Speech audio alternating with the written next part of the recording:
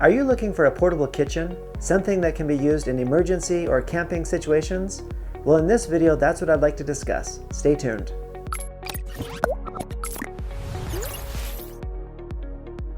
Hello, friends and family. Thanks for checking in.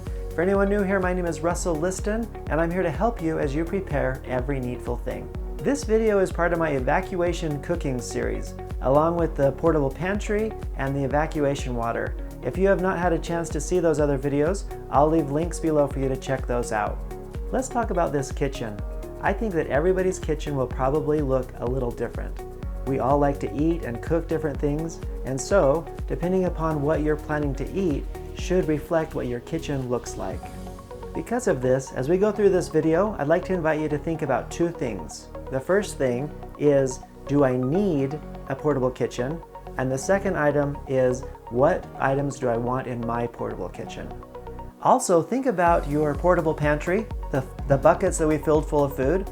If there are items in here that need to be cooked or they need boiling water to be able to make happen, then you probably will want a portable kitchen so you can be able to take care of those needs. Otherwise, the food inside of these buckets, they might not do you too much good. So anyways, think about that as you're thinking over, do I need one of these kitchens? Another thing that our portable kitchen can help us out with is give us the opportunity to boil water and treat it so that it's usable for us.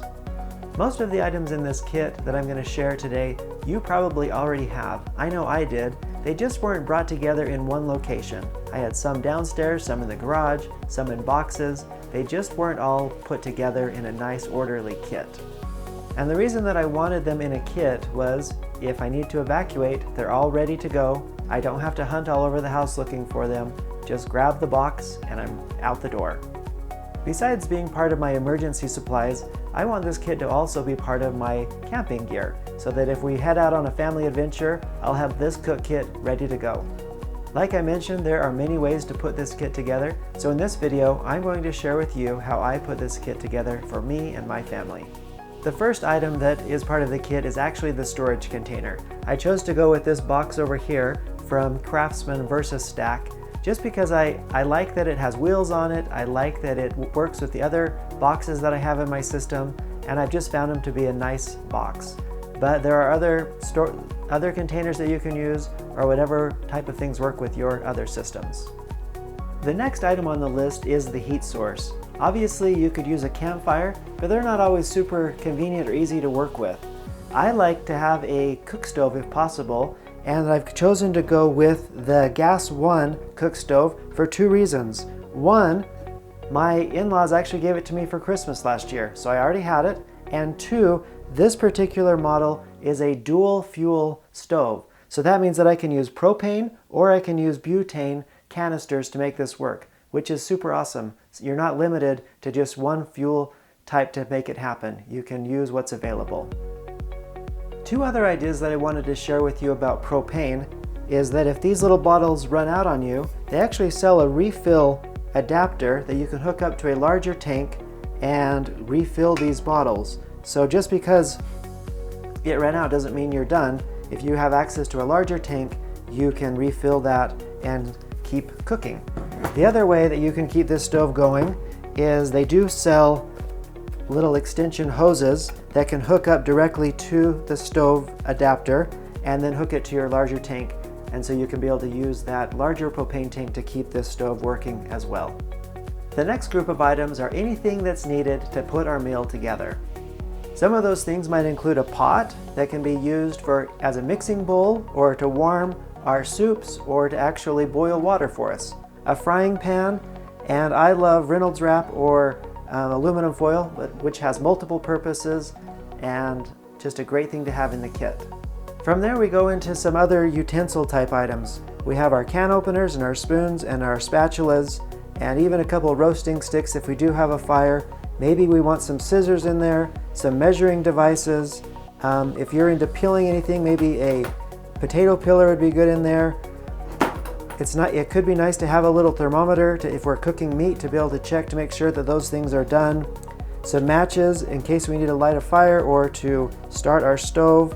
And then a few seasonings, some salt and pepper and some seasonal. And finally, if we are planning to cut anything, it'd be nice to have a cutting board with a knife so that we can be able to cut up those items. I like to choose a knife that has a little guard on it so that it stays safe and protected and doesn't hurt anything else in the kit. And I like to have a pair of gloves, just in case you need to grab something, that you have some gloves that will help to protect your hands. I also forgot to mention that I wanted to have some vegetable oil in my kit, but instead of putting it in the cook kit, I think I'm going to put it back over here into my portable pantry so that it's part of our food supplies. Okay, so our meal is made and it's time to eat. I wanted to mention that in these food pantry buckets, I do keep paper products that can be used. But if we want to use washable items, I also keep a set of those in this kit, which are just some simple metal cups, plates, utensils, and it's nice to have a tablecloth in case you're looking for a clean surface to be able to eat off of. Also can be cleaned up and reusable.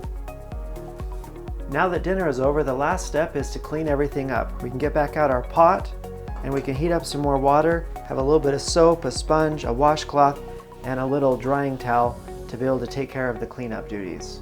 Let me show you how I pack everything up and put it back in the box. I've chosen to go with plastic bags to help keep everything organized and to help keep them clean if you need to take them out of the box and set them on the ground. One thing I've discovered is that I want to try to put as many things inside the pot as I can. This way it helps to keep things organized inside the big container. Now let's go ahead and load everything into the big container.